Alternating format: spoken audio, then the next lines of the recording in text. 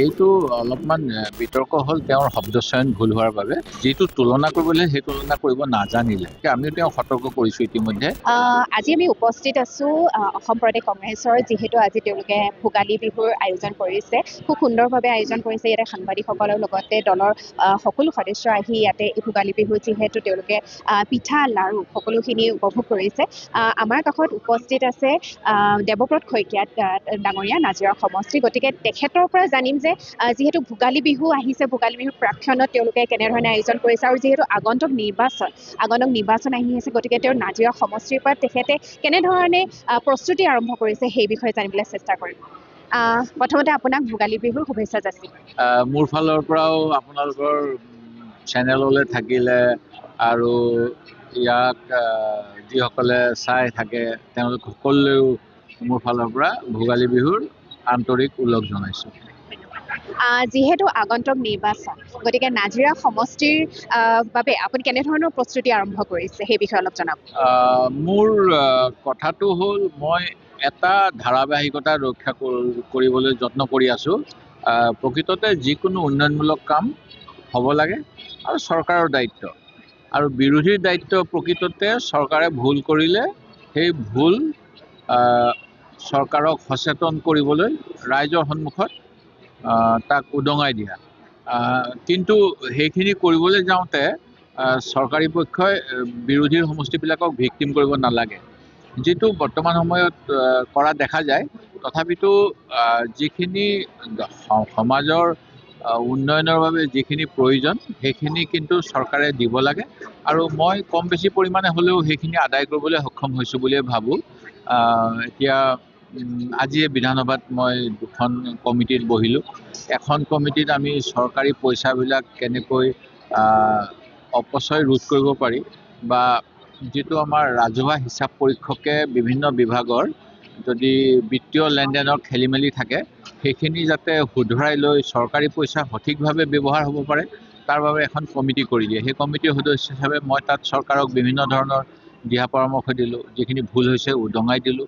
অন্য এখন কমিটি আছিলে উন্নয়নমূলক সমিতি কাম কাজৰ, তাত মই মোৰ সমষ্টিৰ যিমানবিলাক দলং চৰকাৰে ঘোষণা কৰিছিল যে সকলোবিলাক কাঠৰ দলং পকী কৰিব, মই তাত যাতে মোৰ সকলোখিনি সোমাই তাৰ বাবে যোৱা সময়ছোৱাত আলোচনা কৰিছিলোঁ। আজিও সেই বিষয়ত আলোচনা কৰিলোঁ, আৰু এনেকৈ উন্নয়নৰ অংশীদাৰ হিচাপে নাজিৰা সমষ্টিক নিবলৈ চেষ্টা কৰি আছোঁ। বাকী যিবিলাক আঁচনি থাকে দুখীয়া মানুহৰ বাবে, তাত যদিও কোৱা হয় যে শাসকীয় পক্ষক ভোট নিদিলে আঁচনিৰ পৰা বঞ্চিত হ'ব লাগিব, সেইটো কিন্তু নহয়। যিসকলৰ কাৰণে যিটো আঁচনি আইন তেনেকৈয়ে আছে যে যাৰ ঘৰ নাই তেওঁ ঘৰ পাব, তেওঁ কাক ভোট দিয়ে সেইটো কথা হ'ব নোৱাৰে। যাৰ পৰিয়ালৰ উপাৰ্জন সীমিত তেখেতে চৰকাৰী চাউল পাব। সেই গতিকে এই ক্ষেত্ৰত কিছু বৈষম্য কৰিবলৈ চেষ্টা কৰে, কিন্তু সেই বৈষম্যৰ ওপৰত থাকিব লাগিব, যুঁজিব লাগিব, আৰু বিৰোধীৰ কামেই হ'ল চৰকাৰৰ অপশাসনৰ বিৰুদ্ধে যুঁজা। সেই গতিকে মই তেনেকৈ যুঁজি আছোঁ। নাজিৰা সমষ্টিৰ কামখিনিও হৈ আছে, আৰু কিমান আশাবাদী? নিশ্চিতভাৱে ৰিজাল্ট ৰাইজে দিব ভাল হ'ব, কাৰণ বৰ্তমানৰ যিবিলাক কাম চৰকাৰৰ কামখিনিতো কৰিছেই, তাৰ উপৰিও তেওঁলোকে সমাজত বিভিন্ন ধৰণৰ বিভাজন আনিবলৈ যত্ন কৰিছে, আৰু মূল সমস্যাৰ পৰা ৰাইজৰ দৃষ্টি আঁতৰাই নিবলৈ যত্ন কৰিছে। আমাৰ নিবনুৱা সমস্যাটো ডাঙৰ সমস্যা।